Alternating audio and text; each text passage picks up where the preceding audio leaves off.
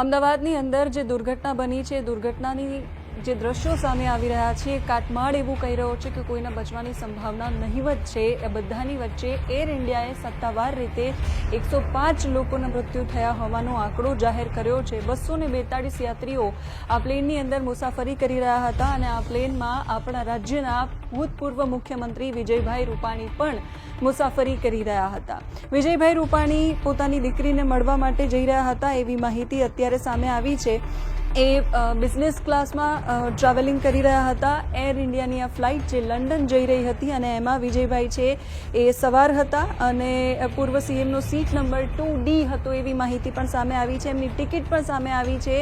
એ આ એર ઇન્ડિયાની જે અમદાવાદથી લંડન જતી ફ્લાઇટ હતી એમાં એ પોતે મુસાફરી કરી રહ્યા હતા।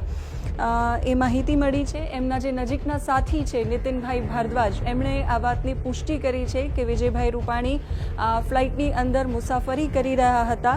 એમની સાથે કુલ 242 જેટલા યાત્રીઓ હતા, જેમાંથી 169 આપણા ભારતીયો હતા। 169 ભારતીયો આની ફ્લાઇટની અંદર સવારી કરી રહ્યા હતા, મુસાફરી કરી રહ્યા હતા। એની સાથે બાકી બ્રિટિશ, પોર્ટુગીઝ અને કેનેડિયન એક નાગરિક પણ હતો કે જે આના અંદર મુસાફરી કરી રહ્યો હતો। એટલે ત્યાંની સરકારો છે એ પણ અત્યારે અમદાવાદ એટીસી અને અહીંની જે સરકાર છે એની સાથે કનેક્ટેડ છે। આ બધાની વચ્ચે વિજયભાઈ ફોન નથી ઉપાડી રહ્યા એવું પણ નીતિનભાઈ ભારદ્વાજે કહ્યું છે અને તપાસ ચાલુ છે હજુ આ ઘટનાને લઈને। વિજયભાઈ રૂપાણીના નજીકના સાથી છે, એણે આ માહિતી આપી છે। વિજયભાઈ રૂપાણી એર ઇન્ડિયાની જે ક્રેશ ફ્લાઇટ થઈ એ ફ્લાઇટની અંદર ટ્રાવેલિંગ કરી રહ્યા હતા। અત્યારે સ્થળ પર તપાસ છે એ ચાલી રહી છે। એ બિઝનેસ ક્લાસમાં ટ્રાવેલિંગ કરી રહ્યા હતા અને પહેલી હરોળમાં 2D એટલે પહેલી જ સીટમાં એમનો નંબર હતો કે જ્યાં એ બેઠા હતા। એમની સાથે બાકી બધા યાત્રીઓ પણ સવાર હતા અને જે લોકો, જે પરિવારજનો અત્યારે પહોંચ્યા છે અમદાવાદ એરપોર્ટ કે સિવિલ આસપાસના વિસ્તારોમાં, એ લોકો કહી રહ્યા છે કોઈની બહેન એમાં નથી મળી રહી, કોઈના ભાઈ નથી મળી રહ્યા, કોઈના સાડી નથી મળી રહ્યા। આ બધી જ માહિતી છે એ સામે આવી છે। મુખ્યમંત્રી ભૂપેન્દ્ર પટેલ છે એ રવાના થઈ ગયા છે। પ્રધાનમંત્રી નરેન્દ્ર મોદીએ પણ દુઃખ વ્યક્ત કર્યું છે આ ઘટનાને લઈને। પોતે સોશિયલ મીડિયા પ્લેટફોર્મ એક્સ પર એમણે પોસ્ટ મૂકી છે અને એમાં લખ્યું છે કે આ બહુ જ દુઃખદ ઘટના છે અને મારી સંવેદનાઓ એ પરિવારજનોની સાથે છે। મિનિસ્ટર્સ અને ઓથોરિટીઝ છે બધી એમને આ જે ઘટના છે એની સાથે સંકળાયેલા રહેવા અને ત્વરિત તાત્કાલિક જે પણ મદદ મળે એ આપવા માટે સૂચના આપી દેવામાં આવી છે। એની સાથે વડોદરાથી એનડીઆરએફની 3 ટીમ છે રવાના કરી દેવાઈ છે। બીએસએફની ટીમ પણ અહીંયા મદદમાં આવી છે। વડોદરાના ફાયર એન્જિન પણ રવાના કરી દેવામાં આવ્યા છે અને ઘટના એટલી દુઃખદ અને એટલી ગંભીર અને ભયાનક છે એ પરિસ્થિતિ કે અમુક દ્રશ્યો અમે તમને બતાવી પણ નથી શકતા।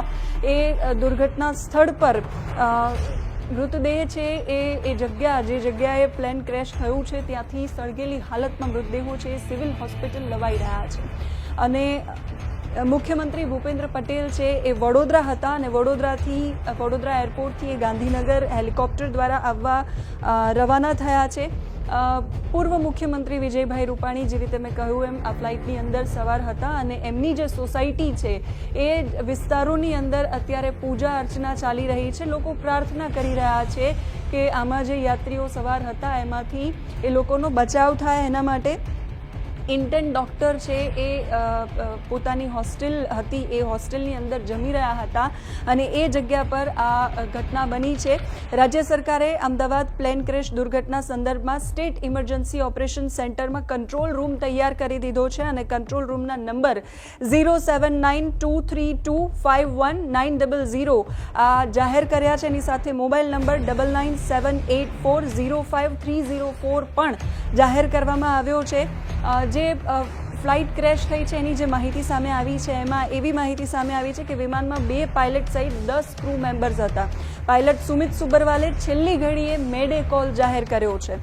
આ એક આંતરરાષ્ટ્રીય કટોકટી કોલ છે જે પાયલટ ગંભીર મુશ્કેલીમાં હોય ત્યારે જાહેર કરે છે અને તાત્કાલિક સહાયની જરૂર પડે એવી પરિસ્થિતિની અંદર એને આ મેડે કોલ જાહેર કરવામાં આવે છે।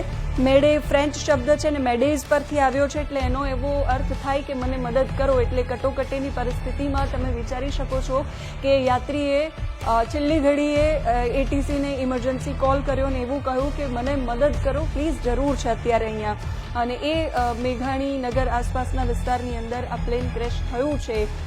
સિવિલની અંદરથી પણ બહુ જ કરુણ દ્રશ્યો સામે આવી રહ્યા છે. એ વિસ્તાર જ્યાં પ્લેન ક્રેશ થયું છે ત્યાં પણ ઇન્ટર્ન ડૉક્ટર્સ હતા, એમાંથી પણ ઘણા લોકોનું મૃત્યુ થયું છે. એવા પણ સમાચાર સામે આવી રહ્યા છે. કરુણ દ્રશ્યો અને કરુણ સંવેદનાઓ એ ઘટના સ્થળ છે ત્યાંથી આવી રહી છે. તમામ અપડેટ્સ તમારા સુધી પહોંચાડતા રહીશું. અત્યારે આ વિડીયોમાં બસ